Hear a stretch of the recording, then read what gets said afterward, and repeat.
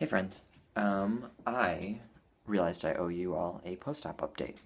Um, I am officially officially, okay, I'm about 2.5 weeks post-op. And here's my chest. Finally had all the steri strips come out. Um, this side is healing better than this side so far. That's still got some swelling and stuff. But the scar is already like thinner than I had imagined it.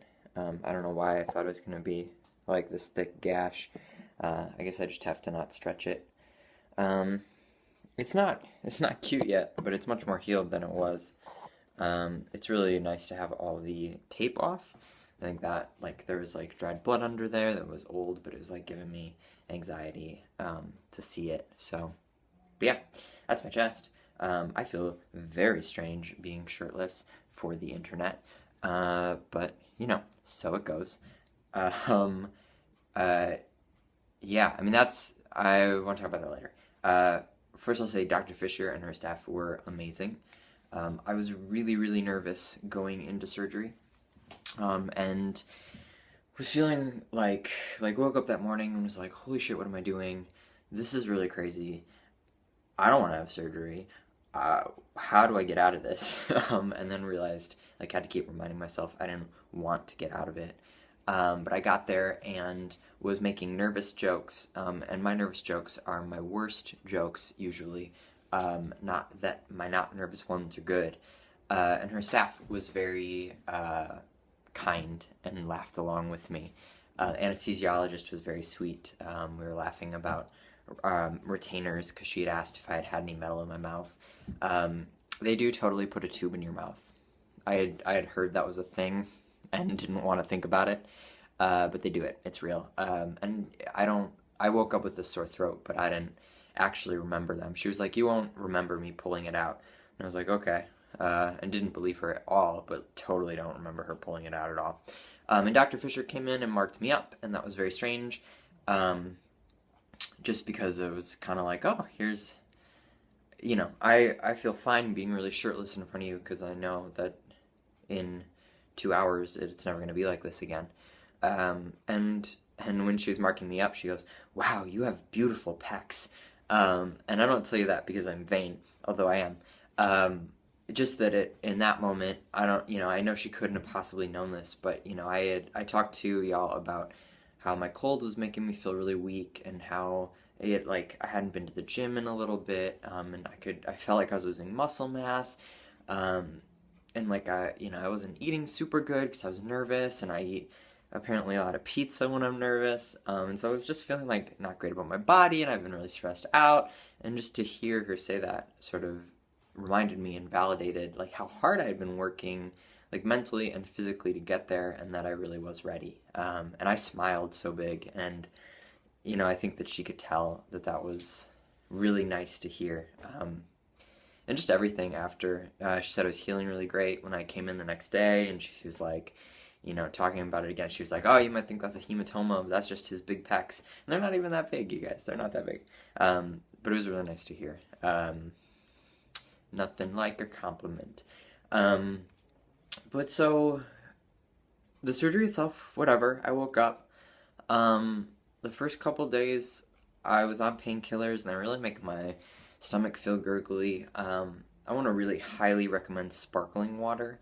I think that if I hadn't had that carbonation, but without the sugar, I would have felt way worse. So that was like one of the best things I did for myself was like drink a ton of like sparkly flavored water. So because it made me hydrate and it also sort of helped my stomach. But I did take the second stomach anti-nausea med they give you. And I did end up using the Ambien. That's another thing. I think I'm gonna make a whole separate video of like tips to pass forward, but I will say that sleeping on your back fucking sucks, and I don't know why anyone does it.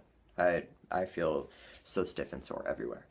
Um, but yeah, I mean I'm trying to like recap really quickly. The first week, I've been really out of it, and I've been giving myself a lot of time to just like be only present for me and for healing. And as a result, I like have kind of forgotten some of the basic levels of adulting. So I haven't been to work really. I'm going back this coming week, and now I feel ready to like get out of my apartment and do something. But it's been, because I can't. I feel really like stiff, and I still can't really lift my arms past here, and I do like there's a lot of physicalities involved in both of my jobs. So, it's been really good to like be able to give myself a break, and I'm lucky that both of my jobs have let me do that. And I haven't really been like great at responding to emails, and I've given myself permission to be that, and to like not be good at a task list. I've been reading, I've been watching a lot of TV, um, West Wing, um, and have just been like relaxing and letting myself feel all my range of feelings. Um, which is sort of to say that it hasn't just been happy. I'm ecstatic, and have been since I woke up and like come out of the anesthesia. I can't. It takes me a second to remember where I am, and then I feel this pain in my chest, and then I realize it's because it's over, and just beginning, and I can't really. It's an indescribable feeling to realize you did something that I gave myself permission to do it. And that I had a whole community that was there for me and helped me do it. And so I really appreciate all of y'all again. Thank you so much. But yeah, I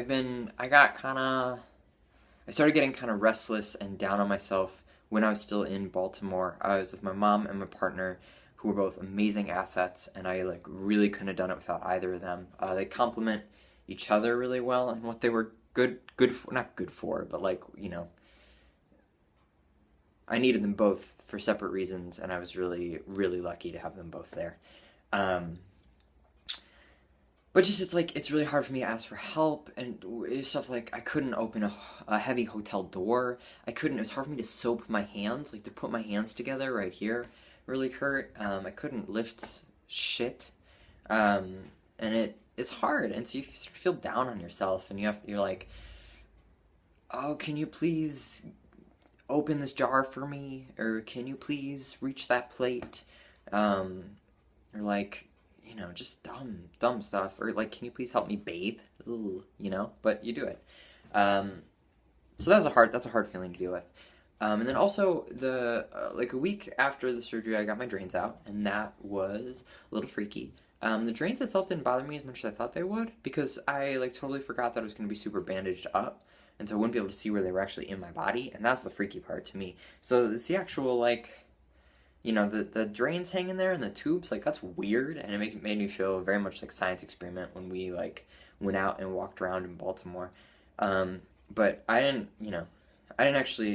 hurt, and they didn't make me feel gross, so that was good. Also, I didn't empty them once. My mom emptied them every time, so there's that. But having them taken out kind of hurts, and I got a little faint, to be honest.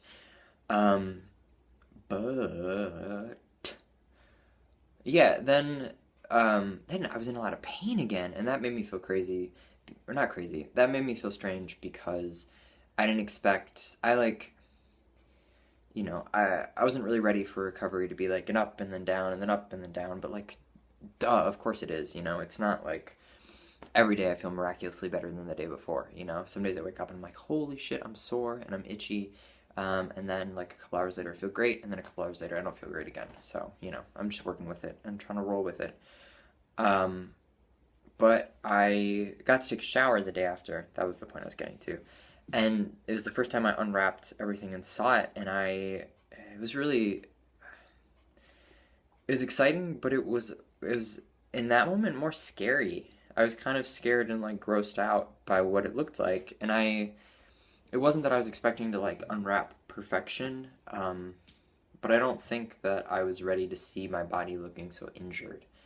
And that was really hard, and that sort of stuck with me for a few days. Like every time I showered, it was really, I had to like emotionally get ready to sort of take, because Dr. Fisher has you wear a compression vest for 2 weeks, 3 weeks after surgery in total, 2 weeks after the drains get taken out, which I'm thankful for, because that compression feels really nice, because I feel like kind of heavy chested and strange. But yeah, it's strange. It's weird to be more scared or like sort of nervous about your body than excited about it. So I've been sort of dealing with that and trying to find something to get excited about. So like today I'm really excited all the steri strips are off, and I can see it.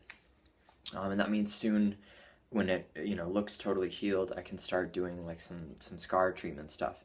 But already I'm really excited about how the scars look, not super dark, and I'm ready to work on making them not darker.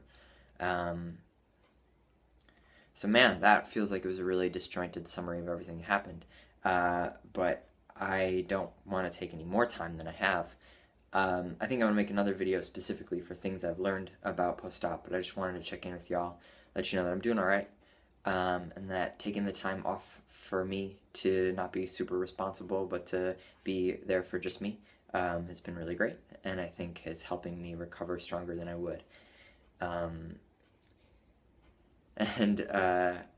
Yeah, I don't know, I appreciate you guys. Let me know if you have anything specific you want me to talk about now that I'm post-op, because I want to keep making videos, etc. So, yeah, thanks guys.